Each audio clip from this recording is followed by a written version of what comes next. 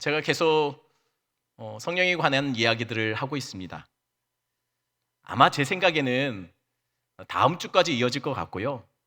원래 오늘 끝내려고 했는데 설교를 준비하다 보니 설교를 또 나눠야 되겠다 싶어서 뭐 그렇게 할 말이 많은지 줄이다 안 돼서 그냥 우리가 비대면으로 예배를 드리고 있으니까 우리가 창세기 진도를 나가는 것보다 여러분 그동안 우리가 조금 잘못 알고 오해했던 부분들에 대한 교리 부분들을 다뤄가는 것도 좋겠다는 생각이 들어서 오늘 설교를 들으시면서 여러분들 생각하셔야 될 것은 오늘 설교가 다음 주 설교에 말하자면 배경이 되고 서론이 된다라고 생각하시고 들으시면 될 것 같습니다. 혹여나 오늘 설교에 맞춰지는 그 부분이 좀 결론이 좀 안 나는 것 같다 할지라도 다음 설교와 이어진다라고 생각하시고 용서하고 들어주시면 감사하겠습니다. 저에게 종종 이렇게 물어보시는 분들이 있습니다. 목사님, 운동 좋아하십니까? 그럼 전 이렇게 대답합니다. 네, 좋아합니다. 아주 많이 좋아합니다. 이전에는 운동하는 것을 좋아했는데 지금은 살도 찌고 나이가 들어서 이제는 운동을 보는 것을 더 좋아합니다. 여러분들은 어떻습니까? 여러분들 운동 좋아하십니까? 혹시 보는 것을 좋아하십니까? 하는 것을 좋아하십니까? 그러면 구체적으로 너무 넓으니까 좀 범위를 좀 좁혀보겠습니다. 여러분 축구는 어떻습니까? 제가 알고 있기로는 우리 성도들은 축구를 굉장히 좋아하신다고 들었습니다. 하는 것을 좋아하죠.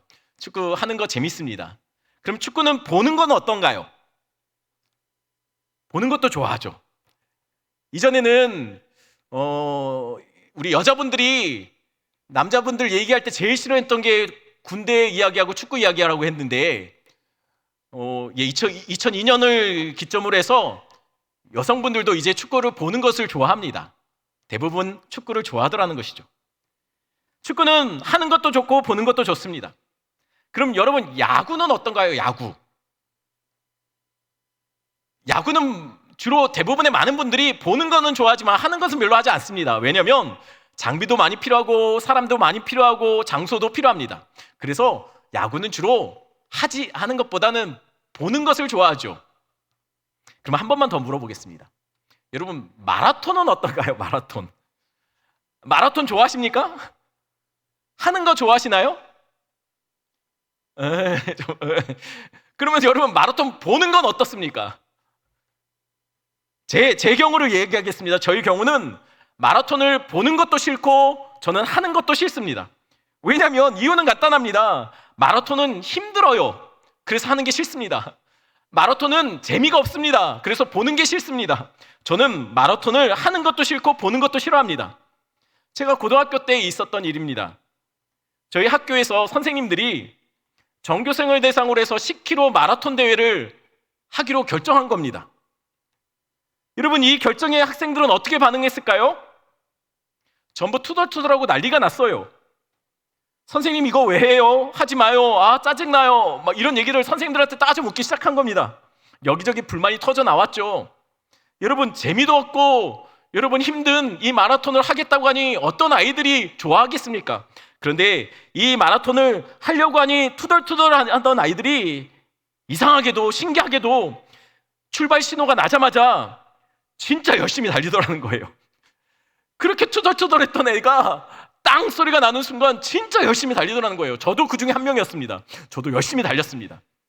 그래서 결국 그날 제가 믿으실지 모르겠지만 7등으로 돌아왔습니다. 그때 남학생들이 저희 같은 학년 남학생들이 한 300명 정도 됐었는데 제가 7등으로 들어왔어요. 잘한 거죠. 여러분 남 얘기 아니라고 별로 놀라시지도 않죠.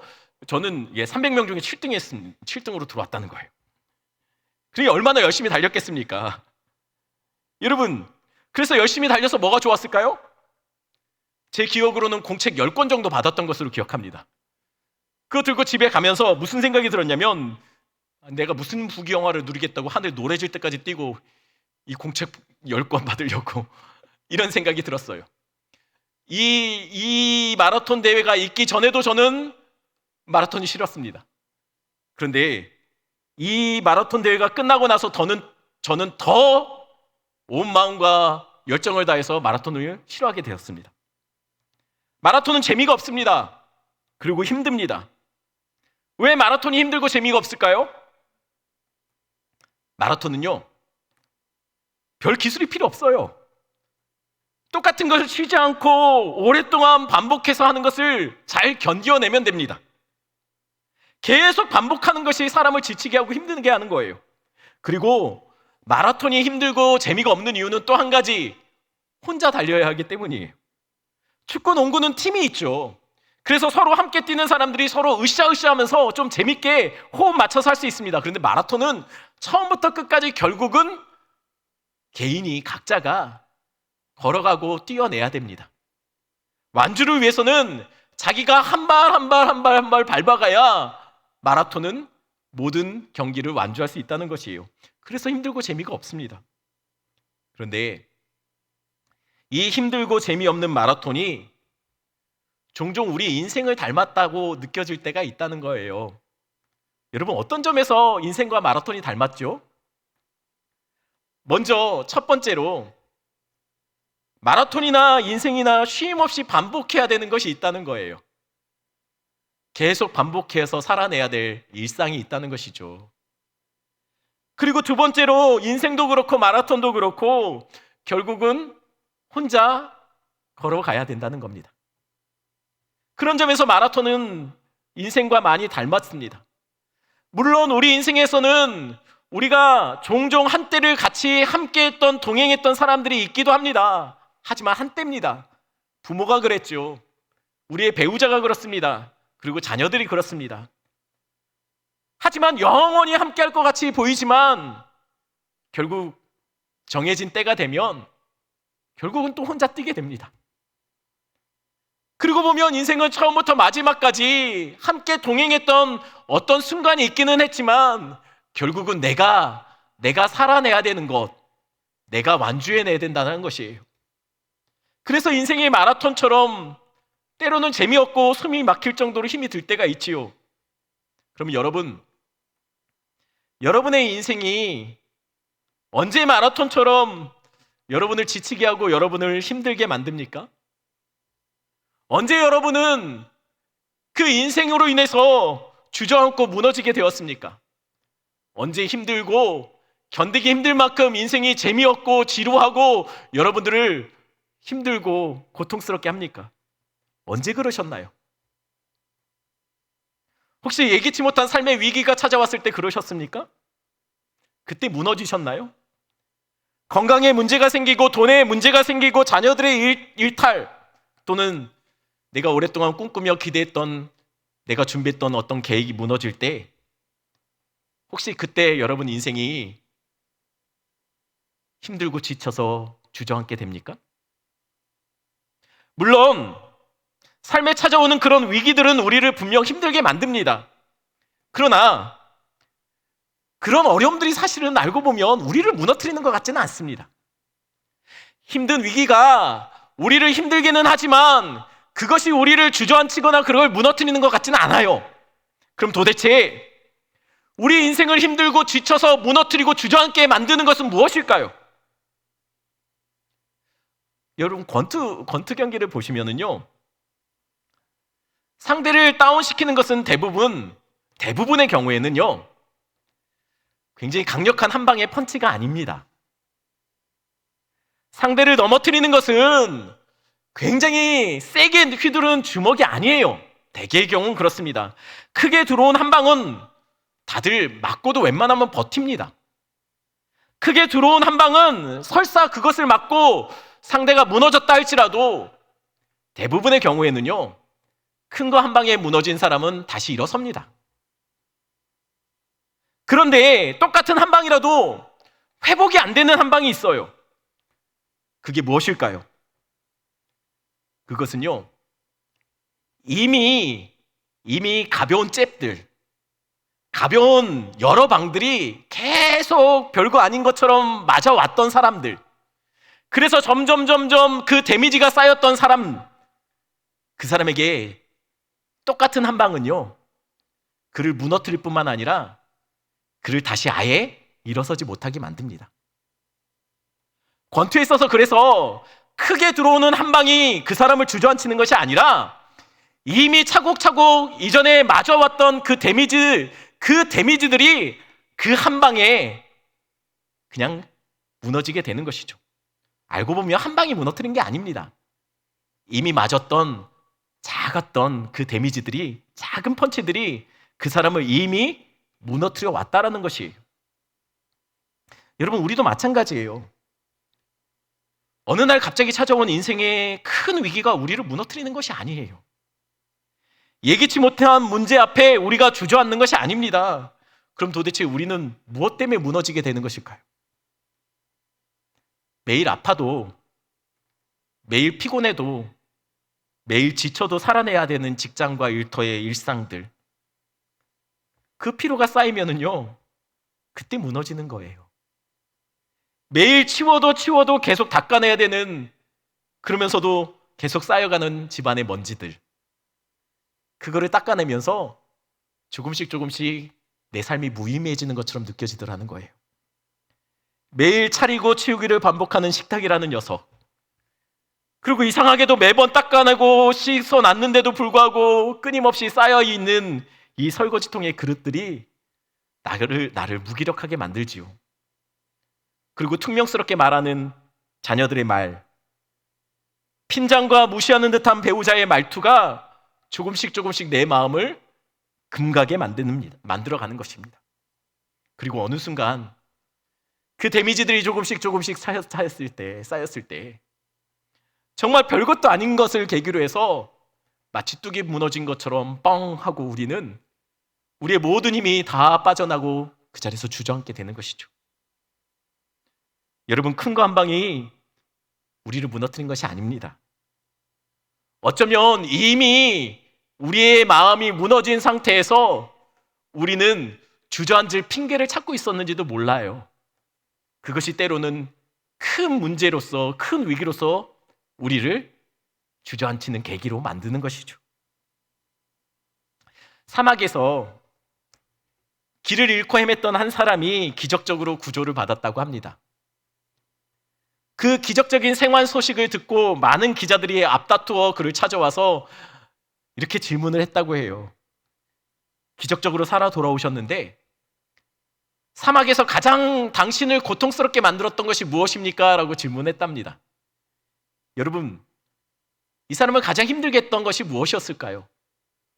기자들 생각에는요, 아마 매일매일 자비함 없이 내리꽂는 그 가혹한 태양빛이 아마 이 사람을 가장 힘들게 하지 않았을까라고 추측했을 겁니다. 물을 마시지 못하는 갈증이 그를 힘들게 했겠지요. 추위와 배고픔도 역시 그를 힘들게 했을 겁니다. 기자들은 그런 답을 기대하고서 그에게 물어봤을 거예요. 그런데 그 사람의 대답은 예상 밖이었습니다. 그 사람의 대답은 이랬습니다. 매번 걸을 때마다 신발 속으로 들어오는 모래가 가장 힘들었습니다. 라고 답했대요. 큰 위기가 아니라 계속 반복해서 나를 힘들고 나를 자꾸만 무기력하게 만드는 그 신발 아래 모래, 계속 비워내고 털어내도 계속 들어올 수밖에 없는 그 모래가 나를 힘들게 했다라는 것이에요. 우리를 가장 지치게 만드는 것은 예상치 못했던 큰 위기나 어려움이 아니에요. 매일같이 치워도 계속 쌓여가는 모래 같은 일상의 문제들이 조금씩 우리를 흔들어내고 우리의 신앙에 금이 가게 하고 어느 순간 뻥 하고 터져 우리를 주저앉히게 만드는 것이죠. 여러분, 예수님의 제자들이 그랬습니다. 그들은 아마 매번 반복되는 일상을 살아왔던 것으로 보여요. 그중 어부들인 베드로, 야고보, 요한들이 더욱더욱 더 그랬던 것 같습니다. 그들은 어제 그물을 던졌지요. 그리고 그물을 잘 씻어놨습니다. 그런데 오늘도 그들은 그물을 던졌습니다. 그리고 그물을 씻어놓았어요. 아마 별일 없으면 내일도 그들은 그물을 던질 것입니다. 그리고 모든 그 물고기 잡는 것을 마치고 나면 또 그물을 씻어놓을 것입니다. 하루만 지나도 상해버리는 물고기, 그 물고기를 얻기 위해서 그들은 평생 그 물고기를 잡아왔고 찾아다녔습니다. 그런데 이상한 것은요, 매일 하루의 시작은 그들에게는 늘 빈 그물에서부터 시작된다는 것이에요. 아마 우리 중 누군가도 아마 단 하루도 허투루 살지 않고 열심히 삶을 살았을 거예요. 그들도 그랬을 겁니다. 그런데 물고기가 쌓이지 않고 늘 그들은 하루의 시작을 빈 그물로 시작하고 있더라는 것이에요. 여러분, 어제 열심히 살았으면은요, 어제 그 수고의 열매들이 그 열매들에서부터 다시 쌓아가는 것이 맞지 않습니까? 열심히 살았다면 조금씩 무언가 내 손에 잡히고 무언가 내 손에 쌓여가야 맞는 거 아닙니까? 그런데 이들은 늘 빈 그물이에요. 어제는 잡았지만 하루하루 먹고 하루하루 버텨가며 삶을 살아가고 있다는 거예요. 여러분, 이게 사람을 지치게 만드는 거예요. 아무리 열심히 일해도, 아무리 열심히 수고하고 노력했어도 남는 게 없는 인생, 아무리 노력해도 수고의 열매가 쌓이지 않고 늘 처음부터 다시 시작하는 것처럼 이전의 수고들이 다 사라져버린 듯 그렇게 삶을 살아가는 것. 그럴 때마다 이렇게 자신에게 묻곤 하지요. 너 지금 잘 살고 있는 거 맞니? 이게 정말 내가 원한 인생, 네가 꿈꿔왔던 인생 이거 맞는 거니? 라고 스스로 우리는 물어보게 됩니다. 여러분, 정말 이렇게 사는 것이 맞습니까? 잘 살고 있는 것이 맞습니까? 매일매일 하루만 지나도 썩어질 그 생선을 잡기 위해 천하보다 귀한 나의 인생을 쏟아부으며 그 물고기와 바꿔가며 사는 삶이 정말 그것이 잘 살고 있는 것이 맞냐라는 것이에요. 그런데 어느 날 그들에게 놀라운 변화가 찾아왔습니다. 마태복음 4장 19절 말씀입니다. 우리 한 목소리 같이 읽겠습니다. 말씀하시되 나를 따라오라, 내가 너희를 사람을 낚는 어부가 되게 하리라 하시니. 이날 제자들은 공친 날이었어요. 그들의 그물에는 아무것도 없었기 때문입니다. 그러나 제자들에게 그날은 대박난 날로 기억되었습니다. 아니, 어떻게 빈 그물인데 그날이 대박난 날일까요? 그날 그들이 살아가는 일상 속에 예수님이 찾아오신 거예요. 그리고 평생 물고기만 찾아다니던 인생에게 예수님은 사람 낚는 어부가 되라고 그들을 다른 인생으로 초청하고 계시더라는 거예요. 아니, 사람 낚는 어부라니요. 그들의 삶에서는 그물에 담겨지는 것은 물고기밖에 없다라고 생각했습니다. 그런데 예수님은 그들의 그물에 사람을 낚기를 바라고 계셨다는 거예요. 온통 모든 인생을 쏟아부어 금방 썩어질 물고기와 바꿔가며 살던 의미 없던 잿빛 인생에 찾아와 예수님은 이전에 그들이 꿈꿔보지 못했던, 그려보지 못했던, 상상하지 못했던 생명을 위한 삶, 생명을 구하는 삶이 무엇인지 그들에게 알려주고 있다는 것이에요. 아마 그때부터 제자들은요, 가슴이 뛰기 시작했을 겁니다. 물론 그들은 이전부터 계속 심장은 뛰어왔을 거예요. 하지만 예수 만나고 나서 뛰기 시작한 가슴은 그들에게 한 번도 경험해보지 못했던 전혀 다른 떨림으로 다가왔을 거예요. 가슴이 뛰는 삶, 가슴이 뛰는 삶을 그들이 살아가게 되었다는 거예요. 이때부터 제자들의 일생은 전혀 다른 색깔이 칠해지기 시작했습니다.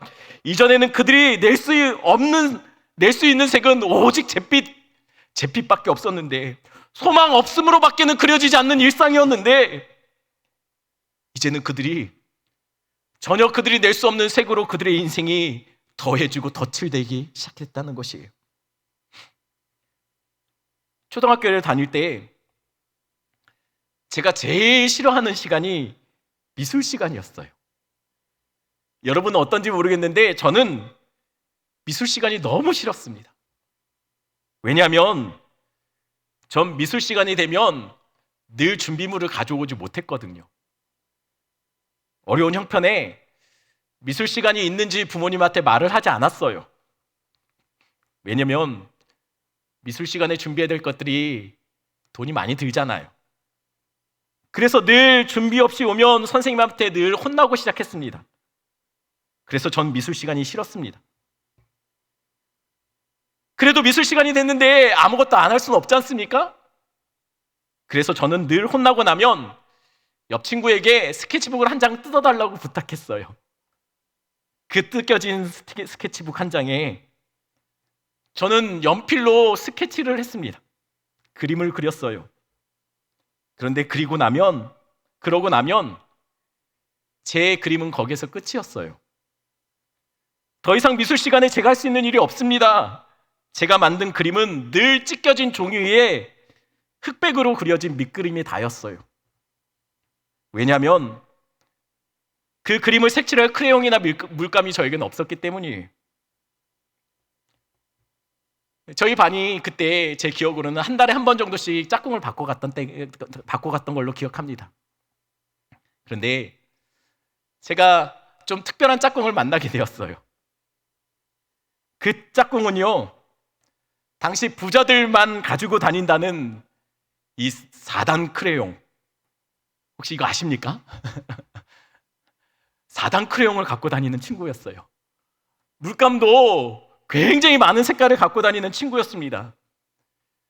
대개의 경우는 이 물감이나 크레용을 빌려달라면 잘 안 빌려줘요. 빌려줘도 자기가 좋아하는 색깔은 건들지 못하게 합니다. 그리고 어두침침하고 칙칙한 색깔만 쓰라고 주는데, 이 짝꿍은요, 저에게 선뜻 자기가 갖고 있는 이 4단 크레용을 마음껏 원하는 색을 써도 좋다고 허락해 주었어요. 그날 제가 그렸던 그림은 이전에 그려보지 못했던 그림이 됐죠. 이전에는 낼 수 없었던 색깔이 제 그림 속에 담겨졌습니다. 한 번도 그려보지 못한 그림이 그려지게 되더라는 것이에요. 제자들의 인생이 그랬습니다. 그들이 만들어내는 일상의 색은요, 늘 암울하고 소망 없는 잿빛이었어요. 그런데 그들의 인생 속에 예수님이 생명의 빛으로 그들의 인생을 색칠해 주기 시작하더라는 거예요. 그러자 어떤 일이 벌어지게 되었을까요? 그들의 인생에 전혀 다른 그림이 그려지기 시작해요. 그들의 인생 속에 안진뱅이가 일어나는 사건이 벌어집니다. 소경이 눈을 뜨더라는 거예요. 귀신이 쫓겨나고 죽은 자가 살아납니다. 물고기 2마리와 보리떡 5개, 아무것도 아닌 소년의 그 도시락이 5,000명을 먹고도, 배불리 먹고도 남기는, 마치 천국에서나 있을 것 같은 잔치가 이 땅 광야 황무지에서 일어나더라는 것이에요.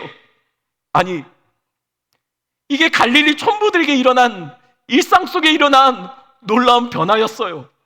여러분 믿어지십니까? 갈릴리 촌부 무시당하던 어부가 이런 인생을 살 수 있다는 것이 여러분 믿어지십니까? 하루하루 빈그물로 시작했던 인생에 천국에서나 있을 법한 놀라운 일들이 그들의 인생 속에 침투해 들어오더라는 것이에요. 잿빛 인생에 예수가 번져 들어가자 제자들은 자신이 꿈꿔보지 못했던 전혀 다른 삶의 일상을 경험해 내기 시작했다는 거예요. 그런데 거기까지였습니다. 오늘 본문에 제자들의 일상은 다시 잿빛으로 색이 바래져 가고 있는 것을 우리는 발견할 수 있어요. 도대체 무슨 일이 있었던 것일까요? 본문 19절 말씀 같이 봅니다. 본문 19절 한 목소리 읽겠습니다. 이날 곧 두려워하여 모인 곳에 문들을 닫았더니 예수께서 오사 가운데 서서 이르시되 너희에게 평강이 있을지어다. 아멘. 지금 제자들이 어떻게 하고 있습니까? 본문에 보니 그들이 두려워서 함께 모여 문을 닫고 숨어 있었다라고 기록하고 있습니다. 아니, 그들이 왜 문을 닫고 있을까요? 제자들은 지금 문 밖에 있는 세상과 문 밖을 살아가고 있는 사람들이 무서웠기 때문에 문을 닫은 겁니다. 아니, 이게 말이 됩니까? 제자들은 예수님과 함께 할 때 돌을 든 사람을 무서워하지 않았었어요. 풍랑 속에서도 예수님이 오라 하면 그냥 첨벙첨벙 무리를 걸었던 자들이 그들 중에 있었습니다. 세상을 뒤집어 놓을 듯이 로마를 두려워하지 않고 자신만만했던 그들이었습니다. 그런데 지금 제자들이 무서워서 문을 걸어 잠고 숨어 있어요. 이 모습이 우리가 알고 있던 그 제자들의 모습이 맞습니까? 아니 도대체 그 사이에 무슨 일이 벌어졌길래 제자들이 이렇게 변했을까요? 그 이유는 간단합니다. 그들의 일상 속에서 예수님이 사라졌어요. 없어졌어요. 오늘 본문은 예수님이 십자가를 지시고 나서 죽으신 지 사흘이 지난 그때의 이야기입니다. 그 사흘이 제자들을 다시 호흡이 있어도 가슴이 뛰지 않는 그런 잿빛 일상으로 돌아가게 만든 거예요. 그래서 이후에 어떤 제자들은 그냥 나는 물고기 잡으러 간다라고 다시 돌아가요. 사실 이게 진짜 제자들의 모습이었죠. 제자들은 원래 그랬습니다. 우리가 성경 속에서 기억하는 제자들의 그 놀라운 모습은 사실 제자들의 진짜 모습이 아니에요. 제자들은 원래 이랬습니다. 우리도 원래 그래요. 예수 없이 살 수 없는 자들, 예수만 우리의 삶에서 조금만 희미해지면 두려워서 주저앉고 마는 자들, 우리 인생에서 예수가 희미해져 가면 그저 그냥 아무것도 할 수 없어서 겁쟁이처럼 문을 걸어 잠글 수밖에 없는 자들이 바로 우리라는 거예요. 하지만 기억하십시오. 우리는 예수 없이는 살 수 없는 자들입니다. 물고기가 없어도 우린 살지만 예수 없으면 지치고 무너질 수밖에 없는 자들이 바로 우리라는 거예요. 제자들이 그랬습니다. 예수 만나기 전에 그들은 예수 없이도 잘 살았다고 생각했어요. 비록 그들이 만들어내는 색은 잿빛으로 소망 없고 늘 아무런 기대감 없는 삶이었지만 다들 그래 오니까, 이런 게 원래 일상이니까, 인생이니까 라고 그렇게 생각하고 그들은 살아왔다는 거예요. 그런데 예수 만나고 나서 그들의 인생이 다른 색깔로 색칠이 되고 나자 그들은 예수 없이는 살 수 없는 자들이라는 것을 깨닫게 되었다는 거예요. 그런데 그런 제자들이 그들의 인생 속에 예수님을 놓쳐버린 거예요. 그들이 더 이상 예수 없는 세상을 살아가야 된다는 것이 그들은 기가 막혀 무서워서 그래서 문을 닫고 숨어버린 것이죠. 그런데 그런 제자들에게 오늘 놀라운 일이 벌어집니다. 이런 제자들을 향해 부활하신 예수님이 그들을 찾아오신 거예요. 닫혔던 문을 통과해서 그들에게 나타나셨습니다. 그리고 그들에게 첫마디로 이렇게 말씀하셨어요. 너희에게 평강이 있을지어다. 여러분, 왜 예수님이 제자들에게 평강을 말하고 있는 것일까요? 이유는 간단합니다. 제자들이 지금 평안하지 못하기 때문이에요. 무섭고 두렵기 때문이에요. 그래서 예수님은 그들에게 평강을 물으신 거예요. 아니, 그러면 왜 그들이 평강을 잃어버렸을까요? 여러분, 저희 둘째는요, 어렸을 때 이제 막 걸음마를 시작할 때 참 겁이 없는 아이였어요. 이 아이는 높은 곳에서 뛰는 것도 별로 무서워하지 않았습니다. 어두운 거리도 잘 걸었어요. TV에서 무서운 거, 공포 영화 같은 거가 장면이 나와도 이 아이는 그것을 별로 두려워하지 않았습니다. 그런데 제가 다니는 캠퍼스에 굉장히 큰 개 한 마리가 있었어요. 사실 이 개는 굉장히 유순한 개였습니다. 근데 덩치가 너무 크니까 늘 아이들이 길을 가다가 이 개를 보면 전부 다 피해가고 무서워서 놀라고 먼저 달아나고 울고 그럴 정도로 굉장히 위협적으로 큰 개였습니다. 그런데 다들 그 개의 덩치를 보고 피해 다니는데 우리 둘째가 그 개의 멱살을 잡은 적이 있습니다. 그 모습을 보고 진짜 놀란 건 저예요. 근데 저보다 더 놀란 거는 그 개였습니다. 아마도 자기 인생에서 이렇게 자기에게 멱살을 잡는 아이가 있을 거라고는 여태까지도 없었고 앞으로도 없을 거라고 그 개는 생각했을 겁니다. 그런데 이제 막 걷기 시작하는 아이에게 그 개가 멱살을 잡힌 거예요. 그렇게 큰 개도 안 무서워하는 아이가 그런데 무서워할 때가 있어요. 너무 무서워서 울부짖을 때가 있다는 것이에요. 여러분, 그때가 언제일까요? 엄마가 사라졌을 때입니다. 우리 둘째는 엄마가 사라지면 그렇게 소리 질러서 울었어요. 지금 제자들이 왜 두려울까요? 왜 제자들이 두려워하고 있을까요? 그들의 인생 속에 예수님이 사라졌기 때문이에요. 우리가 왜 인생을 살면서 두려워하는 것일까요? 문제 때문입니까? 위기 때문입니까? 아니요. 우리가 인생이 두려운 이유는 우리 시선 속에서 예수님을 놓쳤기 때문이에요. 그때 우리는 세상을 살아갈 자신이 없는 것이죠. 그래서 예수님은 나타나시자마자 제자들에게 자신의 상처난 손과 옆구리를 보여주신 겁니다. 왜요? 내가 너와 함께 한다는 거예요. 나 여기 있다는 것이에요. 그러니 안심하라는 것이죠. 그리고 21절에 이렇게 말씀을 하시기 시작하셨습니다. 21절 말씀 같이 읽겠습니다. 함께 있습니다. 예수께서 또 이르시되 너희에게 평강이 있을지어다. 아버지께서 나를 보내신 것 같이 나도 너희를 보내노라. 아멘. 다시 한번 예수님은 제자들에게 너에게 평강이 있을지어다 라고 말씀하세요. 근데 이 평강이 있을지어다 라고 말씀하시면 여러분, 그럼 제자들이 평안할 수 있습니까? 여러분, 옆 사람에게 평안하세요 하면 우리가 그것으로 인해 평안할 수 있습니까? 제자들이 평안할 수 있는 이유는 딱 하나입니다. 지금 이 상황에서는 예수님이 함께하는 거예요. 그러나 문제는 예수님은 곧 세상을 떠나 아버지께로 가야 된다는 것이에요. 제자들은 다시 홀로 남겨지게 될 겁니다. 그러니 제자들이 어떻게 예수님 없이 평안할 수 있습니까? 게다가 예수님은 제자들에게 이런 말까지 하세요. 아버지께서 나를 보내신 것 같이 나도 너희를 보내노라. 예수님이 제자들을 어디로 보내고 있는 걸까요? 하나님이 보내셨던 그 길, 예수님이 살아내셨던 그 삶, 그 길을 지금 제자들에게 예수님도 보내고 있는 거예요. 예수님이 걸어왔던 그 삶을 제자들도 살아내라고 지금 말씀하고 계시는 거예요.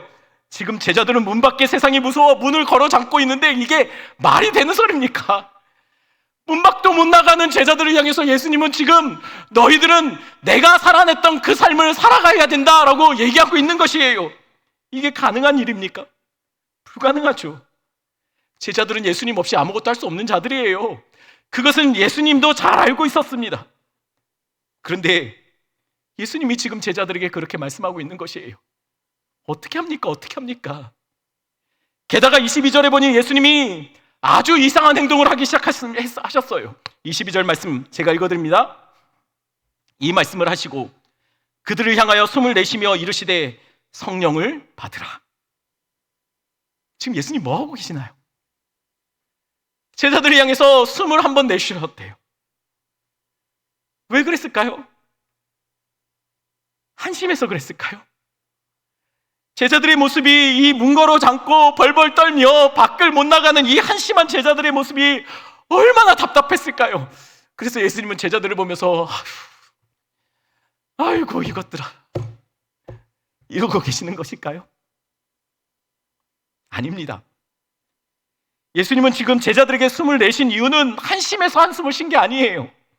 그럼 도대체 이 예수님의 숨은 무엇을 의미하는 것일까요? 지금 예수님은 지금 이 동작, 이 행동을 통해서 지금 제자들에게 무언가를 설명하고 계시는 거예요. 그런데 이 예수님의 행동이 우리에게 어떤 성경의 장면이 떠올리게 하지 않습니까? 구약에 보면은요, 하나님이 지금 예수님처럼 후 하고 숨을 내쉬는 장면이 나와요. 혹시 여러분 기억하십니까?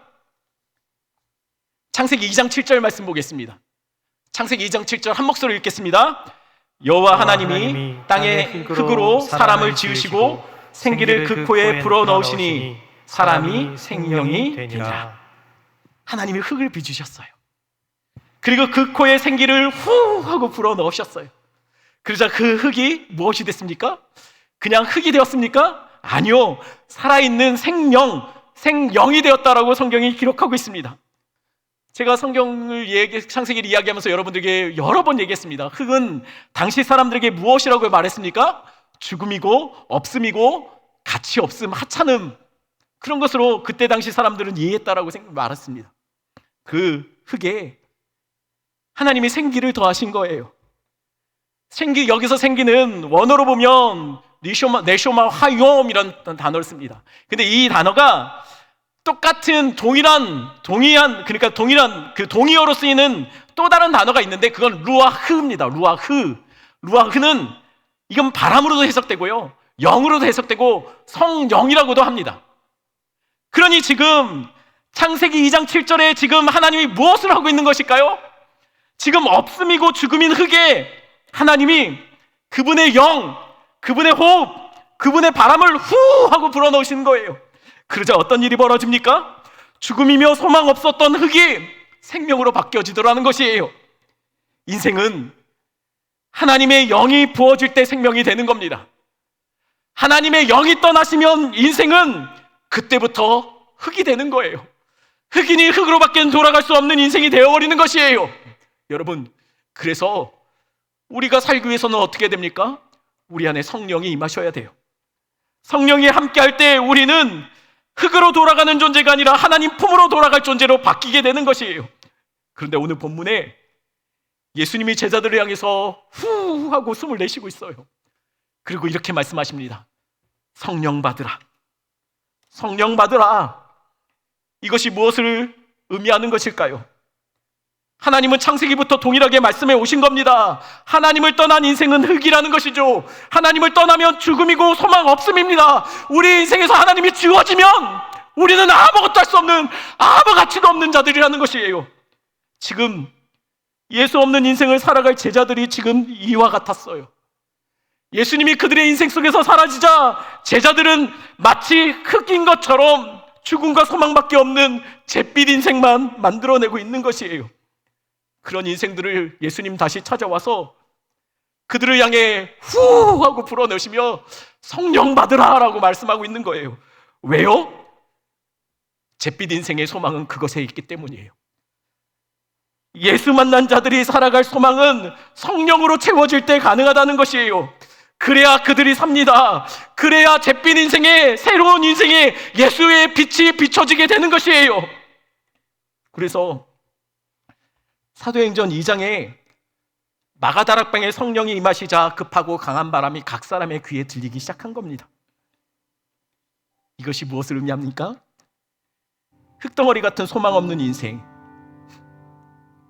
예수가 사라지고 나서 아무것도 할 수 없는 무기력한 인생, 그래서 주저앉은 인생, 아무도 그들을 휘두르지 않았습니다. 십자가의 길은 예수님 혼자서 걸어가신 길이에요. 그런데 이들은 그냥 자신의 일상 속에 무너져 버린 거예요. 그냥 두려워서, 그냥 자신의 인생 속에 수선에 붙잡은 것을 잃지 않기 위해 그렇게 그들은 문을 걸어 잠그고 있었다는 것이죠. 근데 예수님의 명령으로 그들은 다락방에 모여서 기도하다가 성령이 부어졌어요. 성령이 부어주자 그들은 다락방 문을 열고 밖으로 뛰쳐나갑니다. 그리고 예수님이 그랬던 것처럼 예루살렘의 복음을 외치기 시작했어요. 예수님은 보잘것없는 물고기 2마리와 보리떡 5개로 5,000명을 먹이셨습니다. 그런데 성령 받은 제자들은요,